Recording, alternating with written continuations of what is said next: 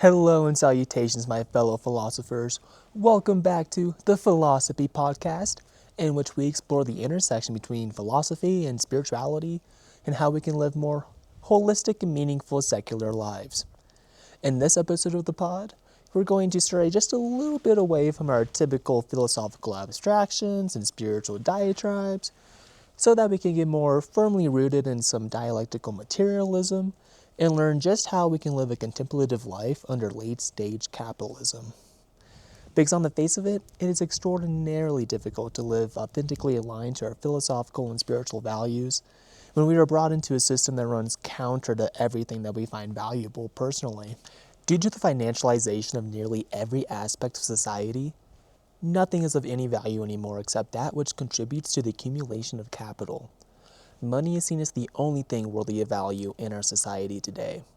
If you're an artist or musician or any profession that still carries on the soul of humanity, you are instantly cast aside due to your inability to procure profits. Of course, artists can still get paid, and we are perhaps in the golden era of patron-funded art today. The last time being in the Renaissance, where artists like Leonardo da Vinci and Michelangelo had their projects fully funded by patrons. However, that is the exception rather than the rule, unfortunately.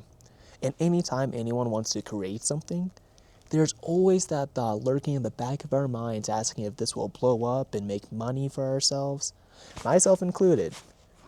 It is so hard to resist the tides of financial incentivization since money is equated with power in this world, but more importantly, freedom. Lacking the money to fund your dreams forces you to live an unfree life that compromises not only your values, but also your soul at the end of the day. Living paycheck to paycheck, selling your precious time hour after hour, is the newest form of slavery that has ensnared our entire world in our era of late capitalism. In aphorism 283 of Human All Too Human, Nietzsche says that, quote, "Today, as always, men fall into two groups, slaves and free men. Whoever does not have 2/3 of his day for himself is a slave, whatever he may be, a statesman, a businessman, an official, or a scholar," end quote. We possess little to no control over our daily lives since most of us in the 21st century are forced to trade our time for the resources necessary for survival. And because of this, almost everyone is a slave to the system of endless profit.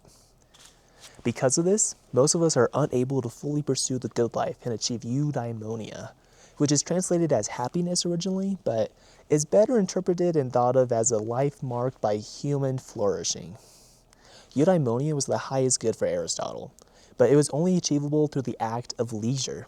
Leisure is necessary but not sufficient for eudaimonia, because it is only during our leisure time that we are actually able to pursue eudaimonia. It's during leisure time that we are able to fully engage in activities which cultivate virtue and allow us to be immersed in deep philosophical contemplation, which all bear the fruits of eudaimonia according to Aristotle.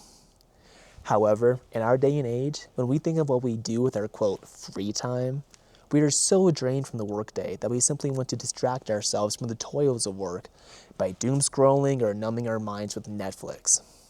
How can one cultivate the soul or the intellect at the end of the day when it is crushed by the oppression of brute manual labor and bullshit, meaningless office jobs? That is exactly what we will try to tackle in today's episode of the Philos-Hippie Podcast. How one can properly cultivate the intellect of our souls despite having to bear the suffering and alienating nature of work in the 21st century. In this episode of the pod, I will try to first analyze and diagnose the oppressive nature of work in our era of late capitalism, and then try to argue that it is still possible to pursue eudaimonia in the little leisure time we are spared in our daily lives, while trying to offer some practical tips as to how we can personally rebel against the machinations of profit in our day.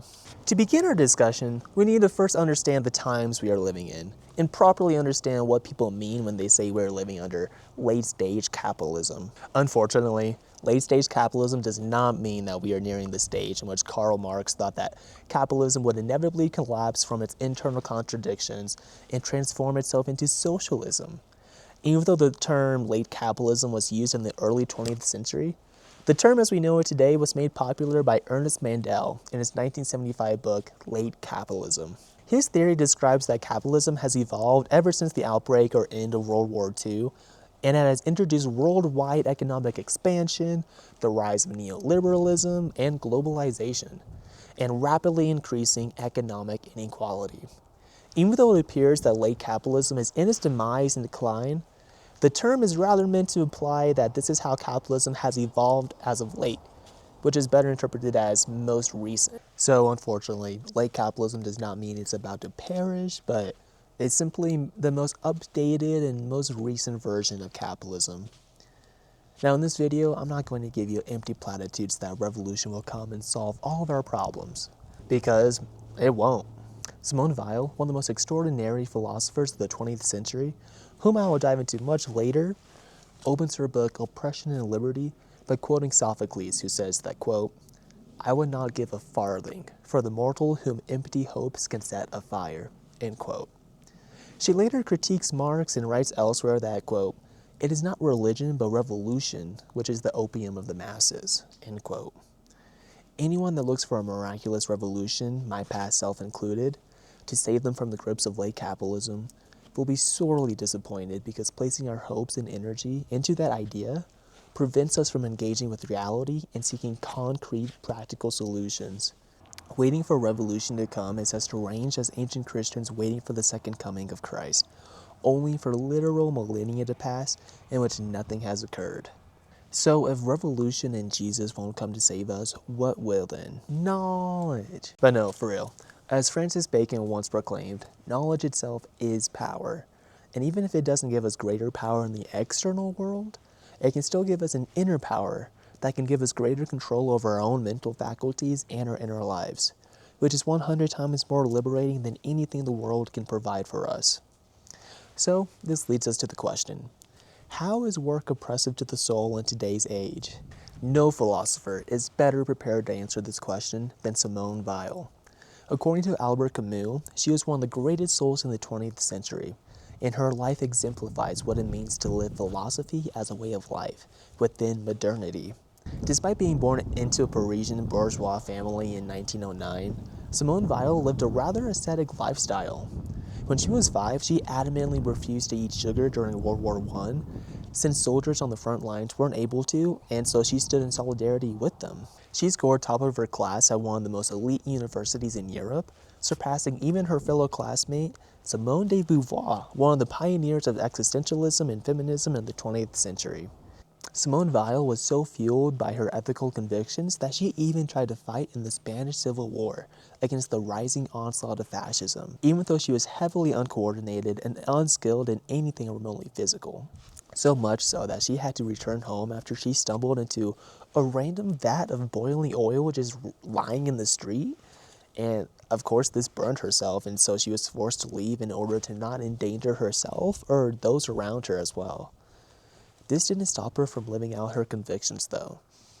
After being disillusioned from teaching in an educational system that didn't prioritize learning over achievement, she went to work in a grueling factory cutting sheet metal for months and months at a time. Simone Weil was a staunch critic of capitalism and wanted to fully understand the lives of workers who had to endure the experience of alienated labor, because she thought Marx's theory ignored this aspect in its analysis of class struggle. In one of her letters, she writes that, quote, "Only when I think that the great Bolshevik leaders proposed to create a free working class, and that doubtless none of them, certainly not Trotsky, and I don't think Lenin either, had ever set foot inside a factory, so that they hadn't had the faintest idea of the real conditions which make servitude or freedom for the workers. Politics appears to me a sinister farce," end quote. Her initial intention was that she would experience the slave-like nature of the assembly line and philosophize with her fellow workers as to how they can empower themselves to break free of their chain and, in the process, gain a deeper knowledge of the nature of alienation than her Marxist forebearers. However, she became quickly disillusioned at this. To her surprise, her fellow workers only wanted to eat and drink beer during their breaks and had no interest whatsoever in wasting their precious energy and time philosophizing. This is because, due to the grueling nature of manual labor, they were too exhausted physically and mentally to keep up with production. Weil herself had problems keeping up with the quota her foreman set for her. She was told to drill 800 copper pieces per hour, but could only do 400.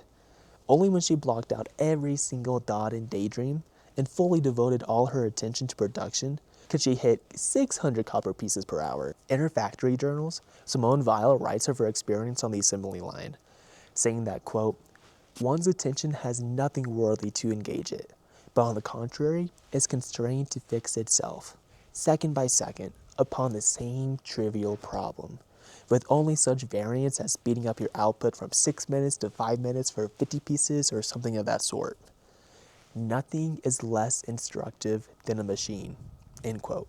By completely eradicating any capacity for free, solo thinking, the worker becomes a mere machine which animates the machine they are using. One is so occupied with meeting the unreasonable rate of production, and thus loses their capacity for directing their attention in a way they deem fit. This produces a state of perpetual submissive obedience in the worker, and to Simone Weil's surprise, not a fervent desire for revolt. With the constant weight of factory speed forcing the worker to lose their own self-awareness, it also produced in them an intense state of spiritual malaise and misery. This was not mere physical suffering, however, but rather affliction, according to Simone Weil. In French, and I apologize for the pronunciation, the word affliction is malheur, and is better translated as misfortune and unhappiness. But in Simone Weil's context, it is a unique soul-crushing state of suffering, which involves physical torment, social degradation, and a spiritual uprooting that strips away any sense of self and identity, which turns humans into mere objects, mere cogs in the machine, often through the mechanisms of labor or war. Hey, we're back. Sorry for the scene relocation. This spot I was at was right next to a dog park, and a bunch of people started showing up, and their dogs were barking. So we moved to get away from the noise and still enjoy the mountain view here. And now it's time for story time, because I personally experienced this dehumanization firsthand and resonate deeply with Simone Weil's experience of laboring in this manner when I used to work for a Foot Locker warehouse after just graduating with my bachelor's in philosophy. So for 12-hour shifts, I would rush back and forth across the factory floor trying to pack thousands of shoe boxes into hundreds of larger boxes that would eventually ship them out. It was mind-numbing and physically exhausting work that made my soul shrink every time I clocked into work. The only saving grace of that job was that I was able to listen to podcasts with headphones on. Because the job involved little to no mental stimulation, I was basically able to give myself my own personal philosophical education in an autodidactic manner after just graduating from college. And during this time, I did a deep study of Friedrich Nietzsche and Carl Jung's entire canon, because my university never taught them it. Being able to philosophize and contemplate while on the job made grueling labor bearable.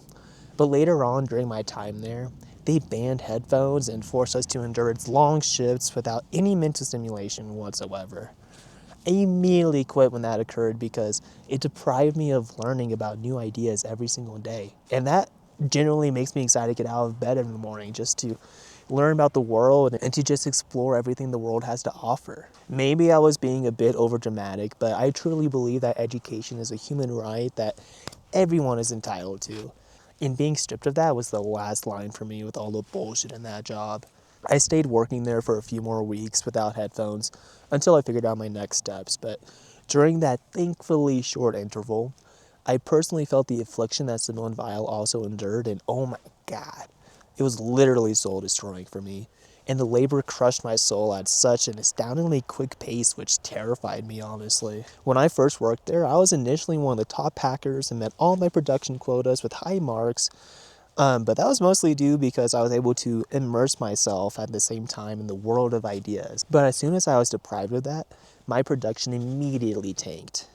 I could feel the beginnings of depression and melancholy begin to sink into my body, as it literally felt like I was dragging my feet across the windowless factory as if they were filled with lead, because I was not able to surmise any motivation in me whatsoever to continue laboring if it cost me my soul and inner vibrancy.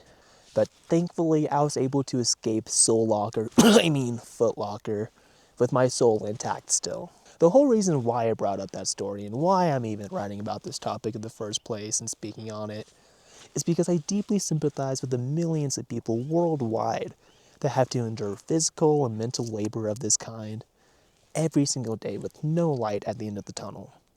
No one should have to devote their entire life just to the act of labor so that we can aid our society in its task of ceaseless consumption, even if it means risking the integrity of the planet that we live in.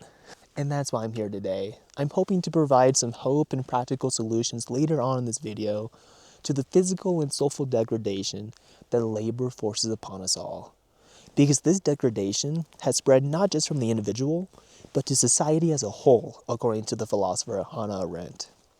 In her political magnum opus, The Human Condition, Arendt diagnoses modernity with a replacement of meaning with ceaseless productivity and consumption. In this groundbreaking work of political theory, she writes that the human condition consists of three crucial aspects: labor, work, and action. These comprise what she calls the vita activa, which make up for a complete human life in her eyes. You can think of these aspects as tiers or levels which span the range of human freedom, with labor being the least freedom-evoking and most shackled to necessity, with work giving us a bit more agency in the world, and action epitomizing complete human freedom. However, all three are absolutely necessary to live the complete human life for Hannah Arendt. For example, if you were an aristocrat back in the day that only engaged in work and no labor, or if you were a slave and only engaged in work and no labor, then you weren't less human than someone who practiced all three, but you were still missing out on a fundamental aspect of what it means to be human. So, let's break down what it means to be fully human. Whew. The sun got covered by a bunch of clouds and the temperature dropped real quickly. Hopefully this warms me up a bit. For Hannah Arendt, labor means life. It is out of necessity that we must labor so that we can meet all of our bodily needs. And it's out of the activity of labor that we are able to sustain life through quick consumption, because we consume the fruits of our labor rather quickly. Think of all the time it takes to cook and prepare a meal, and then only eating it within 10 minutes, for example.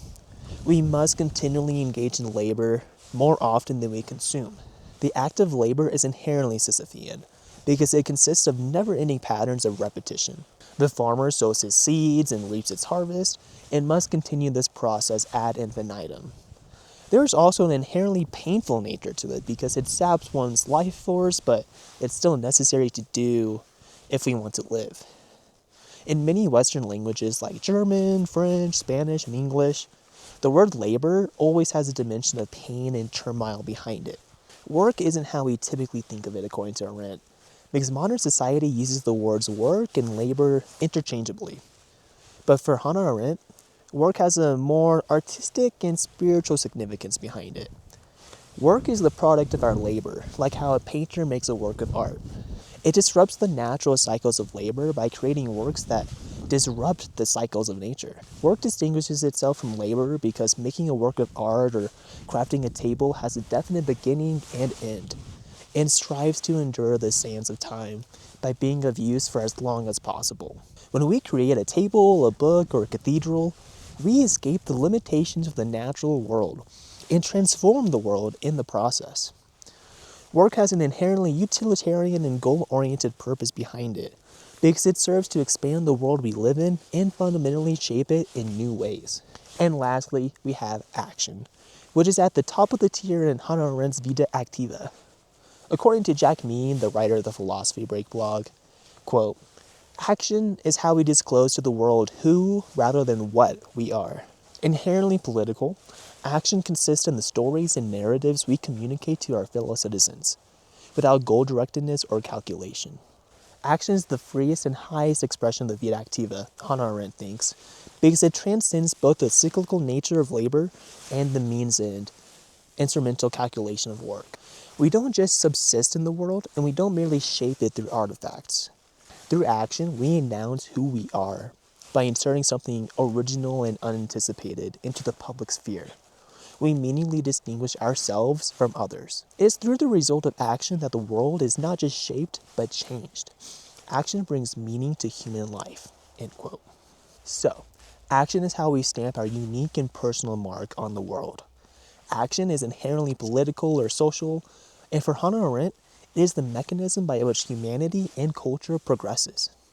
It involves people interacting and working together with absolute freedom of thought and agency. It is through action that we are able to actualize our freedom, to create enduring works and projects that outlast our lives and leave a legacy behind in its place.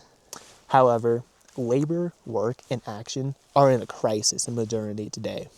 Hannah Arendt's core argument in The Human Condition is that modernity blurs these three categories together. Modern action has slid into the tier of work, and modern work has slid into the tier of labor. Hannah Arendt critiques our consumer culture by stating that, quote, "The endlessness of the laboring process is guaranteed by the ever-recurrent needs of consumption. The endlessness of production can be assured only if its products lose their useful character and become more and more objects of consumption.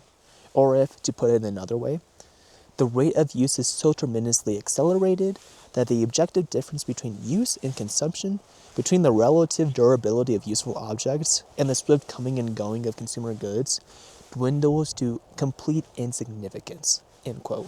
In society today, we no longer properly work in Hannah Arendt's eyes. We are not creating grand projects of humanity that will stand the test of time any longer. There's no collective goal of bringing us all together in political action. All the consumer goods we create today are intentionally made inferior through the process of planned obsolescence, which is when companies deliberately design products to fail and become outdated after a short and limited time. Look at any Apple phone, for example. This has made all the work that we do replaced by mere labor, in which all we do is create goods, products, and entertainment to consume endlessly. We create no works of lasting value that truly matters anymore. All of life is reduced to Sisyphean labor so that we can feed our never-ending appetites for consumption and desire. If the reduction of the human condition down to mere labor isn't bad enough, labor has taken on an even more sinister tone in the 21st century that carries this weight of spiritual malaise to even greater depths. In his 2015 book, The Burnout Society, the modern existentialist Byung-Chul Han has diagnosed modern society with an ever-growing imperative to achieve. According to Byung-Chul Han, society is now an achievement society, and no longer a disciplinary society that Michel de Foucault captured in his book, Discipline and Punishment. Michel de Foucault argued that the only way for society to control the masses was by inflicting discipline and punishments to whoever stepped out of line and disturbed the status quo. Threats of violence or the fear of losing one's livelihood were routinely made to keep the accumulation of capital stay afloat. Byung-Chul Han writes that, quote, "Today's society is no longer Foucault's disciplinary world of hospitals, madhouses, prisons, barracks, mental asylums, and factories. It has long been replaced by another regime, namely a society of fitness studios, office towers, banks, airports, shopping malls, and genetic laboratories." Hey everyone, we are back after a slight delay and interruption. It was getting way too cold. I was shivering. You could probably hear it in my voice earlier in the clip. So we're back. We have better gloves this time, better winter gear. So we're prepped to endure the cold weather for the rest of this podcast. So no more shivering today. Anyways, though, so Byung-Chul Han, he talks about how during our new era of neoliberalism, the PMC, or the professional managerial class, finds that it's no longer necessary to inflict this disciplinary and punishment Foucault-style way of enforcing the status quo anymore. But rather, an attitude of toxic positivity has arisen in our hyper-individualist culture where all incentive to produce resides solely in the individual, who acts out of a personal drive to achieve and to succeed in getting ahead of the competition, which is everyone else in the rat race. Byung-Chul Han writes that, quote, "The violence of positivity does not deprive, it saturates. It does not exclude, it exhausts. The complaint of the depressive individual, nothing is possible, can only occur in a society that thinks nothing is impossible. No longer being able leads to destructive self-reproach and auto-regression. The achievement subject finds itself fighting with itself. The depressive has been wounded by internalized war. Depression is the sickness of a society that suffers from excessive positivity. It reflects a humanity waging war on itself," end quote. You see, the reason why depression and ADHD rates have skyrocketed in the new millennium, according to Byung-Chul Han, is partly due to our culture's relentless need to self-optimize and our constant need to stay up to date with every trend out of the sake of efficiency and productivity. You see, we are constantly told by culture and media that we can do anything we dream of. Just watch any Disney movie that tells us that nothing is impossible, for example. With this attitude lurking in our subconscious, we place insane and unreasonable expectations upon ourselves and hate ourselves into depression when we don't live up to them. Han later writes that, quote, "Today everyone is an auto-exploitating laborer in his or own enterprise. People are now master and slave in one. Even class struggle has transformed into an inner struggle against oneself." End quote. We no longer have slave masters threatening to whip us because individual selves have replaced that role while adding even more burdens onto ourselves. Capitalism has made budget cuts to its staff and forced us to work overtime in understaffed positions where we simultaneously take the role of manager and laborer. And we now carry both the whip and the hammer. This is because, quote, "the achievement subject stands free from any external instance of domination forcing it to work, much less exploiting it. It is lord and master of itself. Thus, it is subject to no one, or, as the case may be, only to itself." It differs from the obedient subject on the score. However, the disappearance of domination does not entail freedom. Instead, it makes freedom and constraint coincide. Thus, the achievement subject gives itself over to compulsive freedom, that is, to the free constraint of maximizing achievement, end quote. We are free to do whatever we please in today's society, but we often don't because when we are not achieving, we are made painfully aware that we are not living up to the standards that the gods of efficiency and productivity have instilled into us all. When we are not maximizing achievement and self-optimizing, we quickly grow depressed and unmotivated to do anything, and the vicious cycle of self-loathing only spirals increasingly downwards. And when we are trying to succeed in accomplishing more achievements, our relentless pursuit of self-optimization leads us to burnout and exhaustion and saps our life force. Han also writes that, quote, "Depression, which often culminates in burnout, follows from overexcited, overdriven, excessive self-reference that has assumed destructive traits. The exhausted, depressive achievement subject grinds itself down, so to speak. It is tired, exhausted by itself, and at war with itself.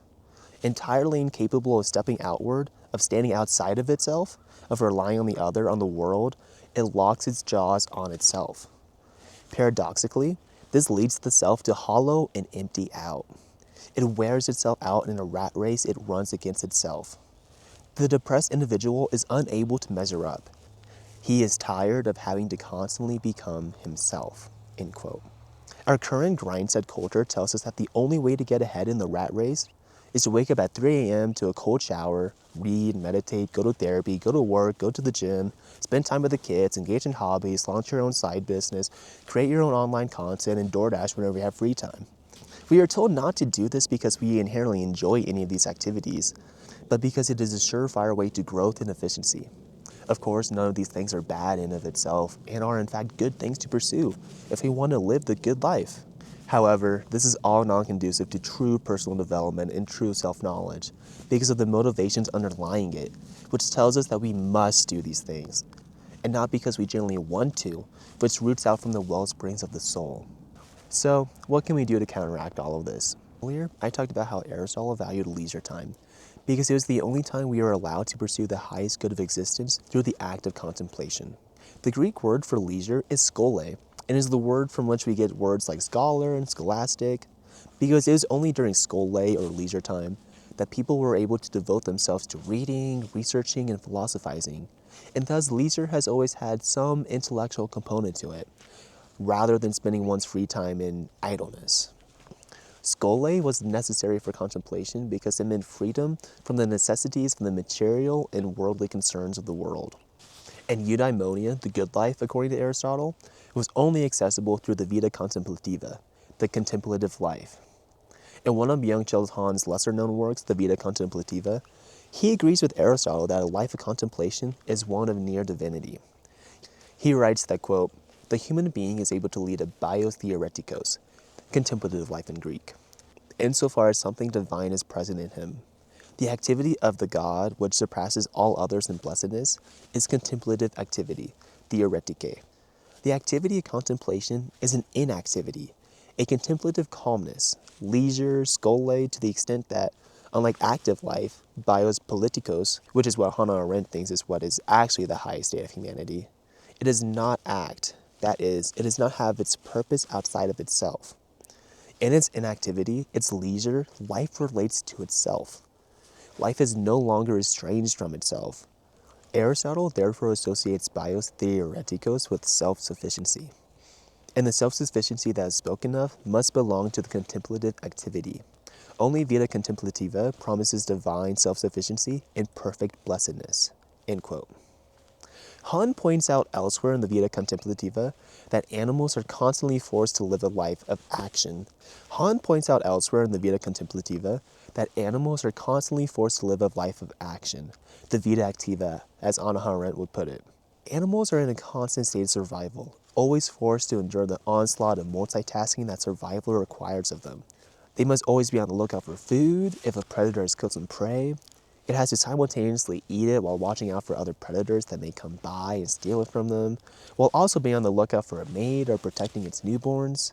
Humanity, on the other hand, is able to free itself from the bonds of physical necessity, like the gods, and engage in contemplation, to not think with some purpose and goal in mind, but to simply think about thinking for its own sake. This is how contemplation is self-sufficient for Aristotle, and that this self-sufficiency is essential for eudaimonia. Self-sufficiency in this sense implies that true eudaimonia or happiness lies from within. It is dependent on the individual and can only be found from the fountain of wisdom that lies within when the philosopher turns their minds inwards away from the world and reflects on higher things. However, Aristotle was of the belief that only those who had slaves to take care of their master's physical needs were liberated from life's necessities, so that they could pursue contemplation. But I would have to strongly disagree with him. Even for the millions of us who are forced to endure menial labor that breaks the body and numbs the mind, I still believe it is possible for us to live a contemplative lifestyle in our capitalistic hellscape. This fundamentally requires a radical reorientation of your attention and a transvaluation of what it means to labor. Simone Weil writes in Gravity and Grace that, quote, "Man's greatness is always to recreate his life, to recreate what is given to him, to fashion the very thing which he undergoes. Through labor, he produces his own natural existence. Through science, he recreates the universe by means of symbols. Through art, he recreates the alliance between his body and his soul. It is to be noticed that each of these three things is something poor, empty, and vain taken by itself, and not in relation to the two others. Physical labor may be painful, but is not degrading as such. It is not art, it is not science, it is something else, possessing an exactly equal value with art and science, for it provides an equal opportunity to reach the impersonal stage of attention. Attention is one of Simone Weil's most influential ideas because solely through the power of our attention, we are able to shape our experience of reality in whatever manner we like. Because attention is not dependent on external circumstances, but entirely within our control. Our attention not only determines the quality of our experience, but it also opens the doorway for experiences that we don't even know are possible. This doorway opens up to us when we open ourselves up to reality in a more full and expansive way, and we are capable of receiving a different experience than we normally have. Even though there is the possibility of a radically different experience available to us at any moment, this, however, isn't a mere call for more positive thinking. For example, say you've just clocked into your factory job or you just sat down at your desk to start the day. Typically, when we are forced to endure the soul-destroying affliction Simone Weil talks about, we try to do everything in our power to divert our attention away from the current experience. However, Simone Weil would want us to direct our attention with full force onto our present suffering, to not distract ourselves in daydreams or numb ourselves with social media. For Simone Weil, this opens up to us a deeper experience of reality, one that doesn't hide reality's harshness and injustice, but rather it brings us in closer connection with the truth of existence. The power of attention comes when we realize that this connection is not initially available to us because our default mode of perception or default mode network simply does not allow for that to occur unless we deliberately steer our attention to wherever we deem worthy of our perception. You can start to see Simone Weil's mystical influences shine when she talks about attention, because she was not only a Catholic mystic, but also heavily influenced by Eastern philosophy. So much so that she learned Sanskrit when she was just a teenager, so that she could read the Bhagavad Gita in the original text. This foundational wisdom allowed her to see that the way in which we use our attention can be the wellspring out of which we break the bonds of our laborious suffering. You see, this is how physical labor, art, and science can all be elevated to the same degree of experience for Weil. It does not matter what we are doing, but simply how we go about it for Simone Weil.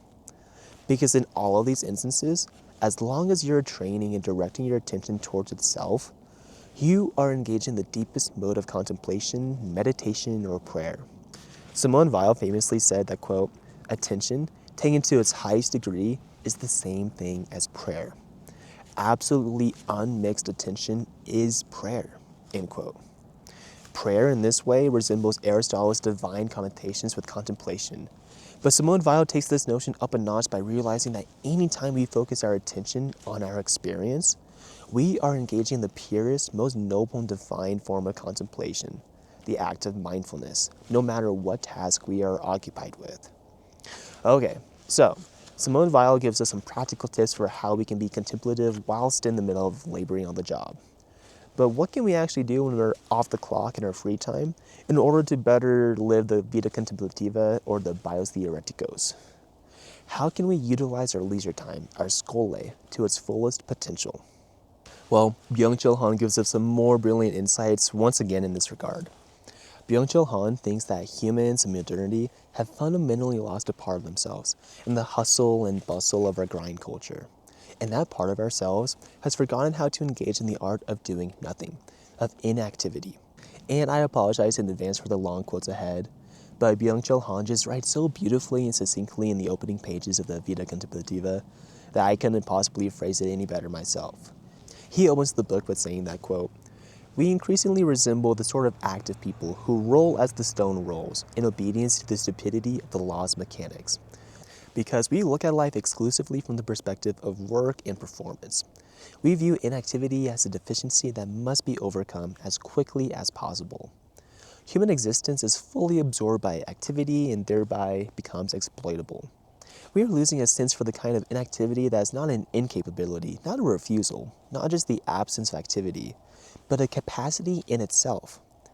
Inactivity has a logic of its own language, temporality, architecture, and magnificence, even its own magic. It's not a weakness or defect, but rather an intensity, which is, however, neither seen nor acknowledged in our active and performance-driven society.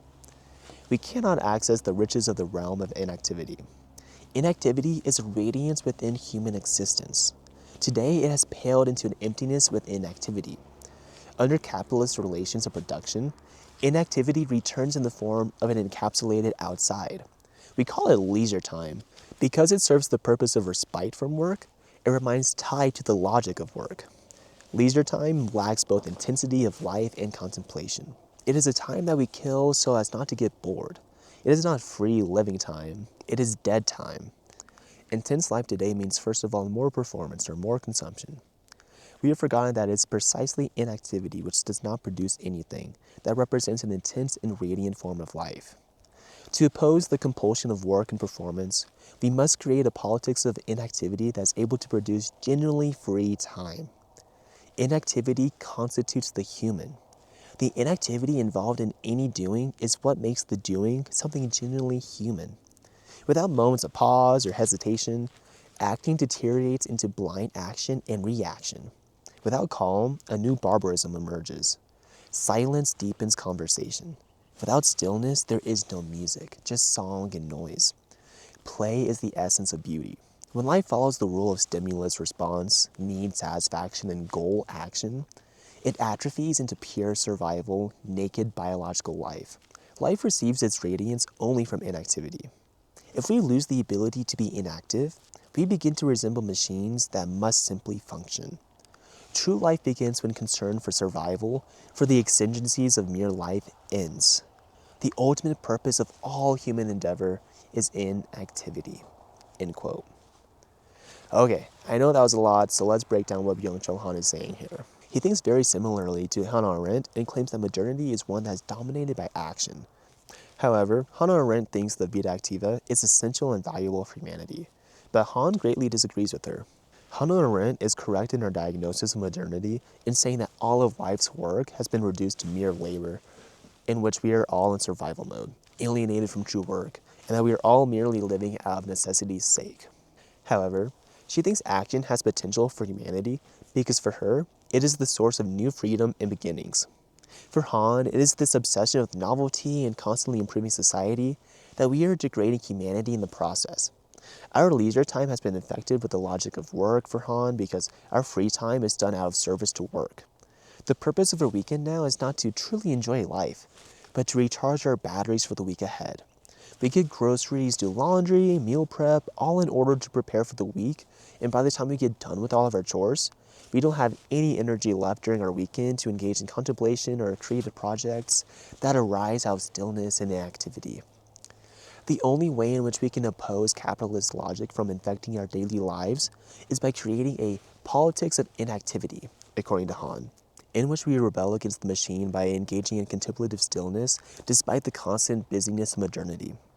A politics of inactivity means willingly not doing anything productive with your time off, to simply exist and to fully rest in your being with a capital B.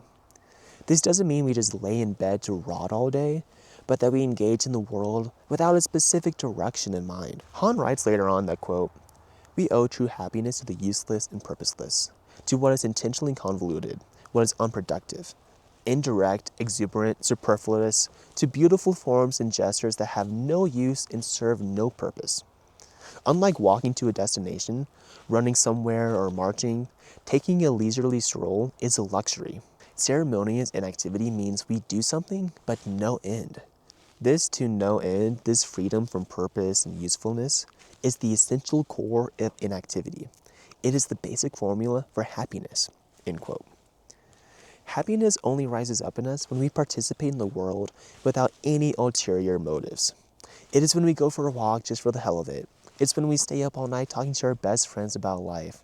It's when we start a creative project because we enjoy the process of creating more than the creation itself. When we do something, but to no end, like Han writes, we are inactive from the modes of production and are free from the shackles of the utilitarian telos. It is when we are inactive, we are truly capable of listening to our intuition and able to fully engage in divine contemplation.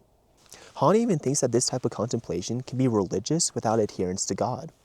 He writes in the last chapter of the Vita Contemplativa that, quote, "Today's crisis of religion cannot be explained simply with reference to the fact that we have lost all faith in God, or become suspicious of certain religious doctrines. The crisis suggests that, at a deeper level, we are gradually losing the faculty of contemplation. The intensifying compulsion to produce and communicate makes contemplative lingering difficult. Religion requires a particular form of attention." The philosopher Malebranche and Simone Weil also called attention the natural prayer of the soul. Today, souls no longer pray. It is the soul's hyperactivity that accounts for the demise of religious experience. The crisis of religion is a crisis of attention. Attending to the world in childlike passivity is a form of inactivity. Someone who acts has a goal in mind and loses sight of the totality.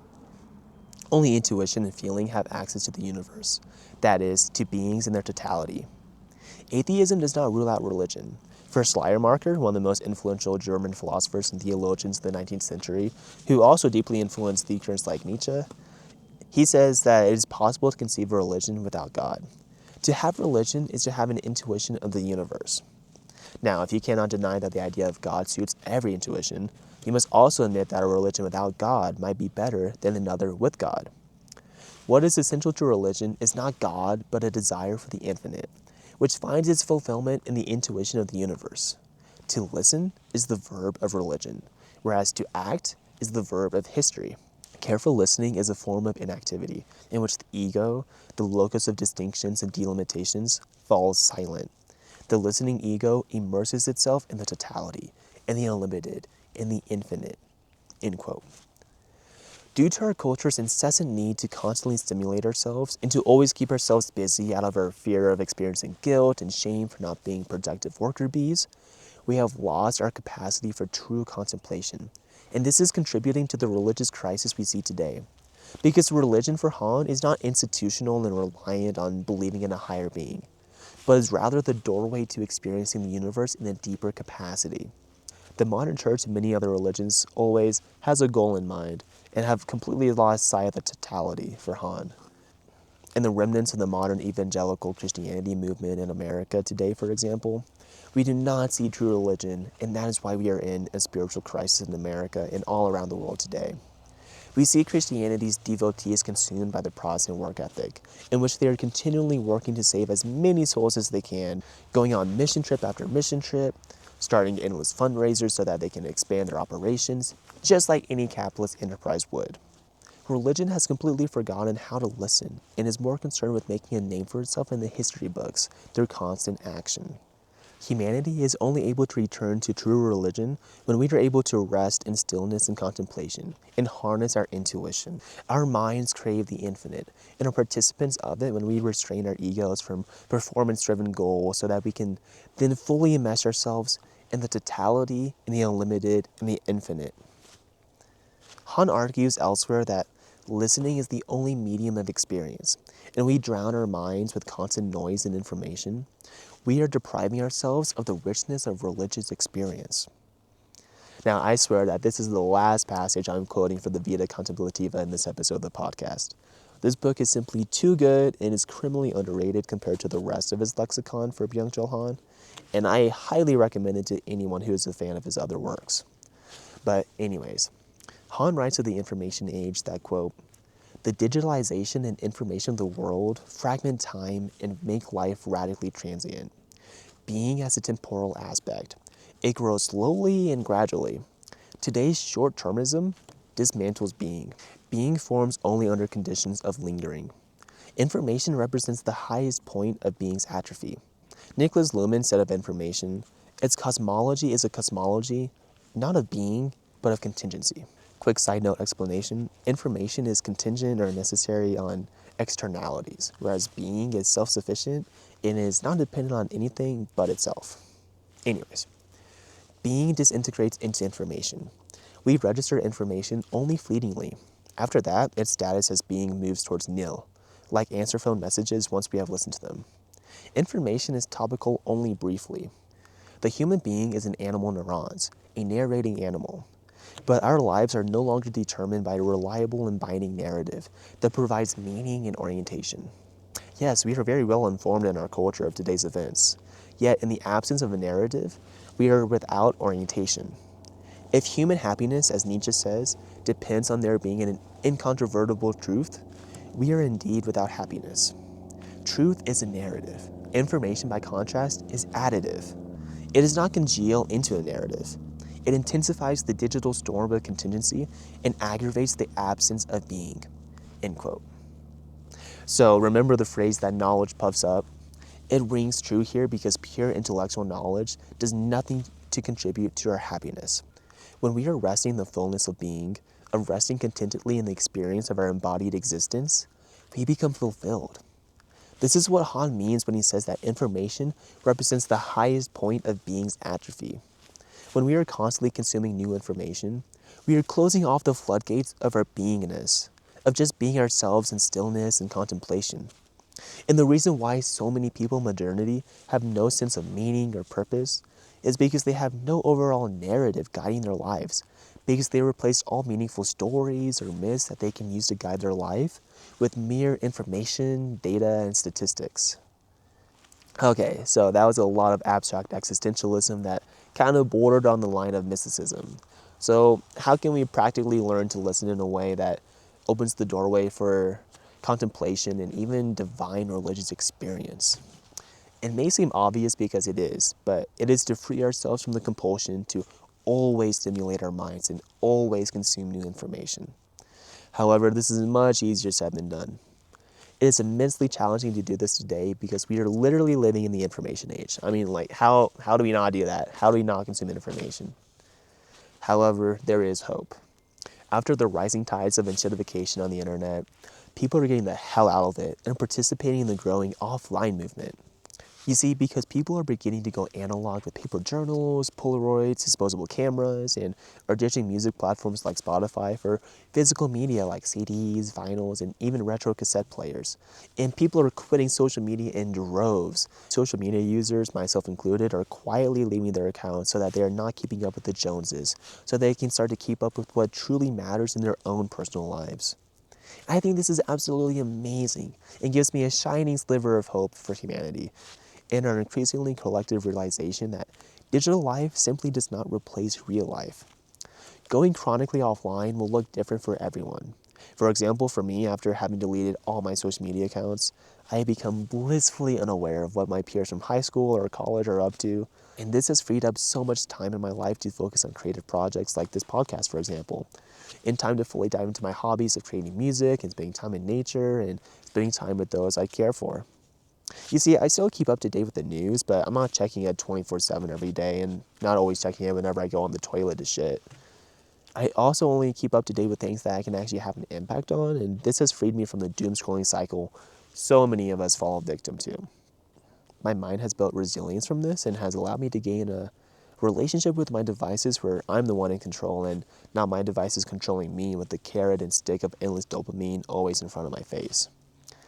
This has shown up in my life with me enforcing a kind of digital sunrise and sunset in my life where I don't touch my phone or any screens for the first and last hour of my day.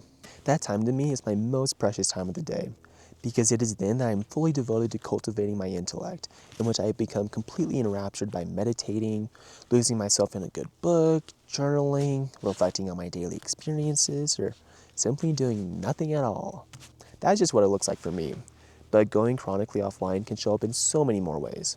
Now, if you made it to the end of this video, then I would love to hear the ways in which you try to reclaim your attention and time away from the digital world in the comments below. Okay, so where does this all leave us? Standing as we are in the humming engine room of late-stage capitalism, tired, overstimulated, and quietly hungry for something more. It leaves us with a strange and difficult truth, that liberation may not arrive as a historical event, a revolution, or a messianic figure, but as a daily practice of attention.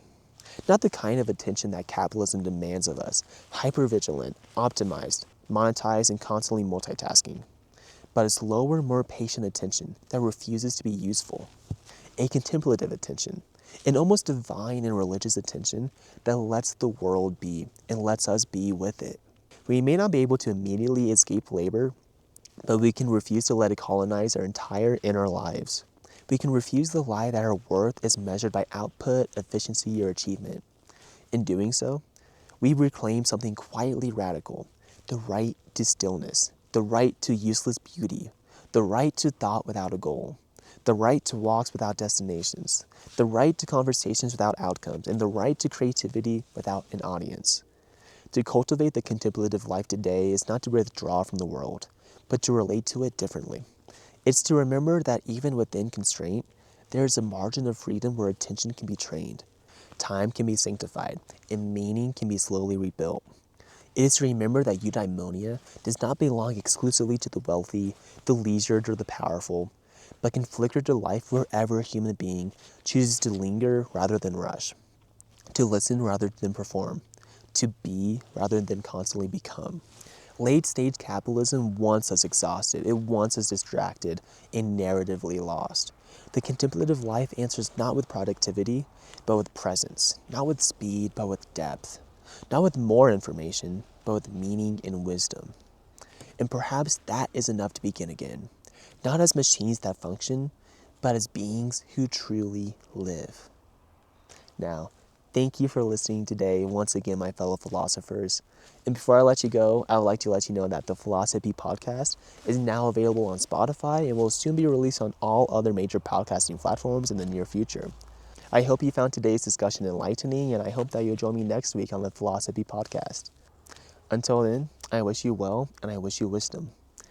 Peace and metta.